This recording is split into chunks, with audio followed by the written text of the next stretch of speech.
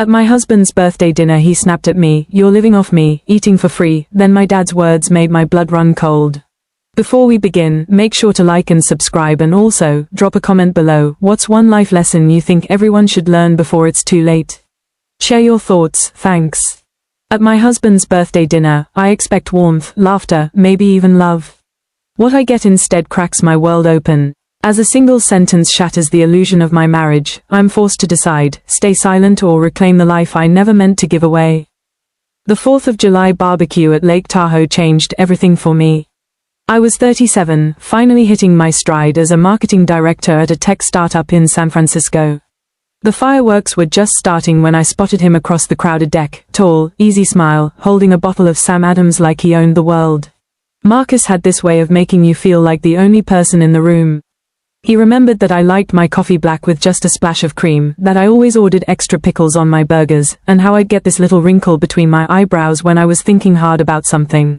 When I caught the flu that September, he showed up at my apartment with homemade chicken noodle soup and stayed to watch Netflix with me. Real soup, not the canned stuff. He'd simmered it for hours. "You don't have to take care of me," I'd whispered, voice hoarse. "I want to," he said, brushing hair from my forehead. That's what people do when they love someone. Love. The word hung between us like a promise. We spent weekends driving his Ford F-150 through Napa Valley, talking about everything and nothing. He was a software developer at Google, brilliant and ambitious. When he talked about the future, he painted pictures that made me want to step right into them. "I want the whole thing, Shally," he'd say, fingers intertwined with mine as we watched the sunset. The house with the white picket fence, maybe a golden retriever, kids running around the backyard. The American dream, you know. I did know, and for the first time in my life, I wanted it too. 2 years later, we stood in a chapel in Carmel, promising to love and cherish each other forever. I wore my grandmother's pearl necklace and carried white roses. Marcus cried when I walked down the aisle, and I thought my heart might burst from happiness. My career was soaring. I just landed the biggest client in our company's history, a multi-million-dollar contract with Apple. The future stretched ahead of us, bright and limitless. But the man I married had plans I didn't see coming. 3 weeks after our honeymoon in Hawaii, Marcus sat me down at our kitchen table, his hands clasped like he was about to deliver a business presentation. "Shally, honey," he began, voice gentle but firm. "If we're serious about starting a family, shouldn't you consider staying home? I make enough to support us both." The coffee cup grew cold in my hands as something shifted in the room, something I couldn't name yet. But I should have paid attention to that feeling.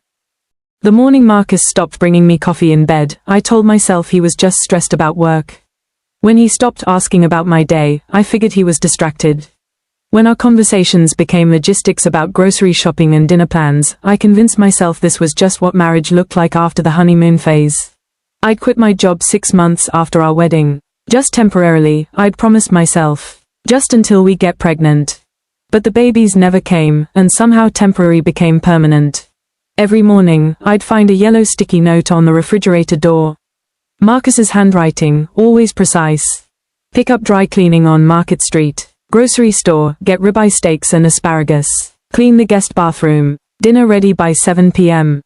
Never, please, or, if you have time. Just instructions, like I was an employee he'd forgotten to add to payroll. I started doing freelance graphic design work from our home office, partly for the money but mostly for my sanity. When I told Marcus about landing a client, a boutique hotel chain that wanted a complete rebrand, he barely looked up from his MacBook. "That's nice, honey," he said, fingers still typing. "Just make sure it doesn't interfere with your responsibilities here." Responsibilities, not our home, or helping out. Responsibilities. The house we'd bought in Palo Alto felt less like a home and more like a beautiful prison. Marcus picked out everything, the leather sectional from Pottery Barn, the stainless steel appliances, even the art on the walls. I'd suggest something, and he'd nod politely before choosing something else entirely. "Trust me," he'd say. "I have good taste." Somewhere along the way, I'd stopped being his wife and become his housekeeper. The woman who made sure his shirts were pressed, his meals were hot, and his life ran smoothly. I was like Siri, but with a pulse. My friends from work would text occasionally, inviting me to happy hours or weekend trips to Napa. I'd type out responses, asterisk sounds fun. Let me check with Marcus asterisk, then delete them and send can't make it, maybe next time asterisk instead. Next time never came. I caught my reflection in the bathroom mirror one Tuesday morning and didn't recognize the woman staring back. When had I gotten so thin? When had those lines appeared around my eyes? When had I started looking like someone who was disappearing? Marcus's 38th birthday was coming up, and I was determined to make it perfect. Maybe if I could just show him how much I still loved him, how hard I was trying, things could go back to the way they used to be. I was planning the party of a lifetime, not knowing it would become the night that changed everything. Planning Marcus's birthday party became my full-time job for 3 weeks. I wanted everything perfect, the kind of party that would remind him why he fell in love with me, why we were good together. I spent hours scrolling through Pinterest, creating the perfect menu. Bacon-wrapped scallops, mini beef Wellington, truffle mac and cheese bites, chocolate lava cake from his favorite bakery in Union Square.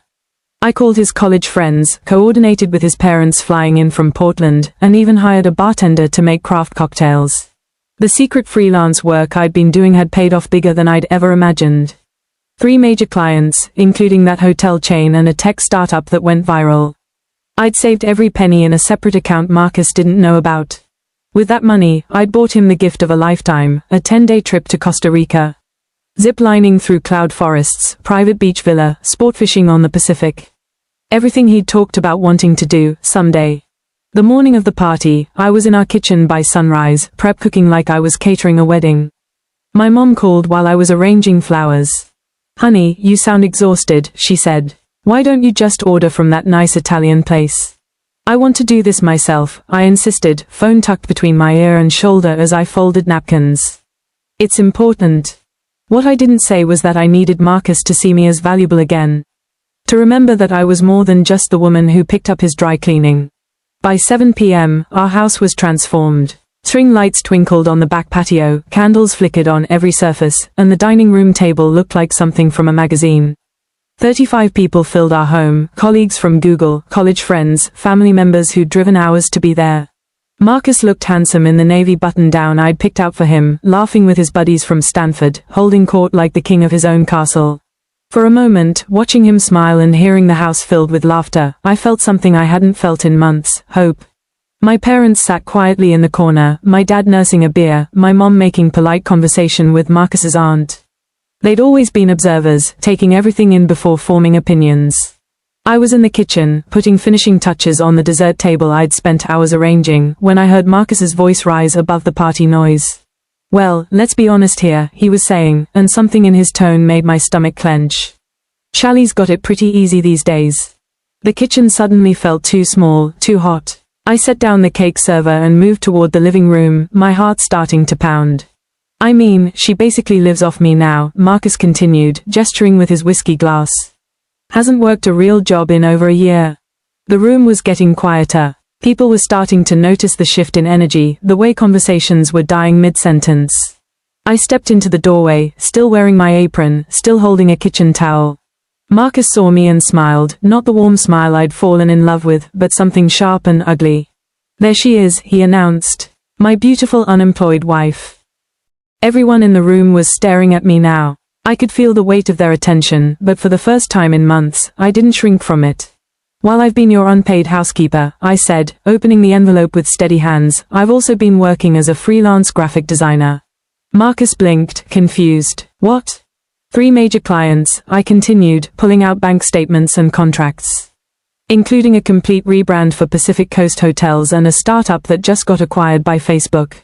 The room was dead silent except for the soft jazz still playing from the Bluetooth speaker. "I've been working nights and weekends, while you watched Netflix. I've been building my own business, while you left me grocery lists like I was your personal assistant." Marcus's face had gone pale. "Charlie, I didn't know."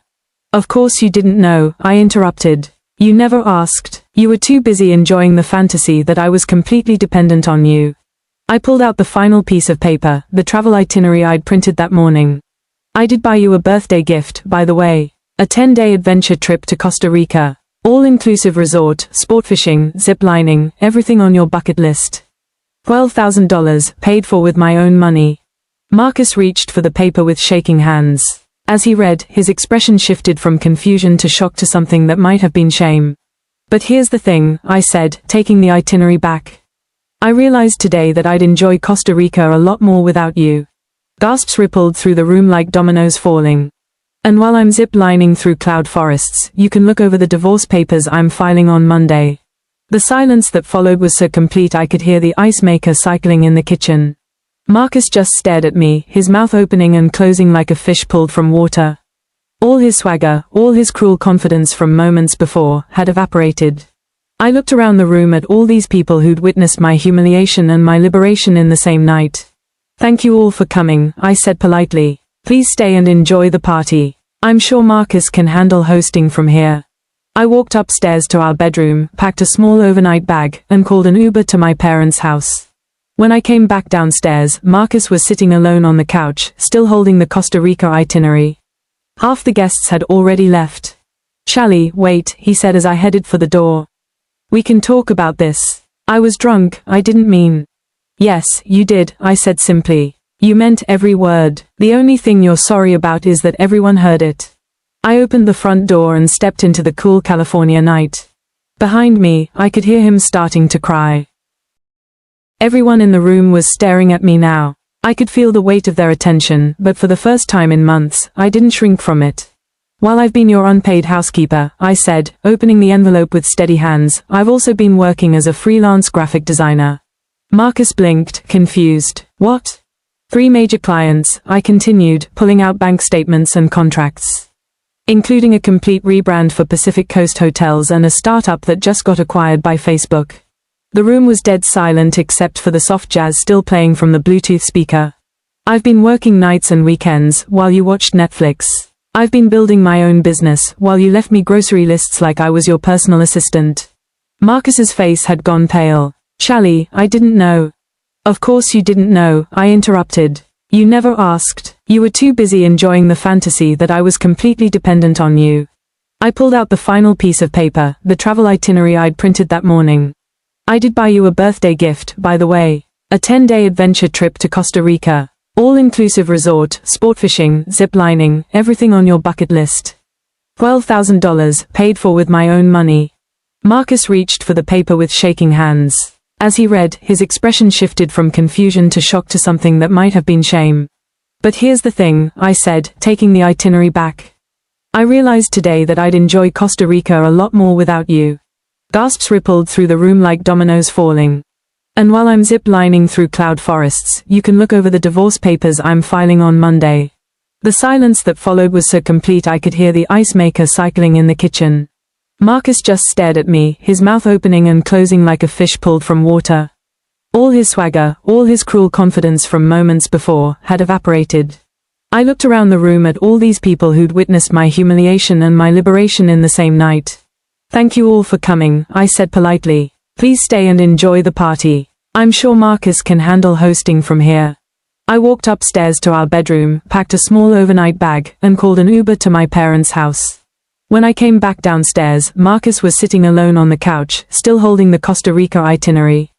Half the guests had already left. "Shally, wait," he said as I headed for the door. "We can talk about this." I was drunk, I didn't mean.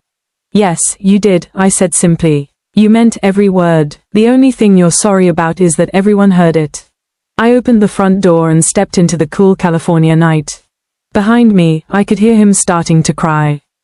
The Uber driver didn't ask questions when I got in with red eyes and an overnight bag. Sometimes strangers are kinder than the people who are supposed to love you. My parents were waiting up when I arrived at their house in Fremont, the same house where I'd grown up, where my bedroom still had faded boy band posters on the walls.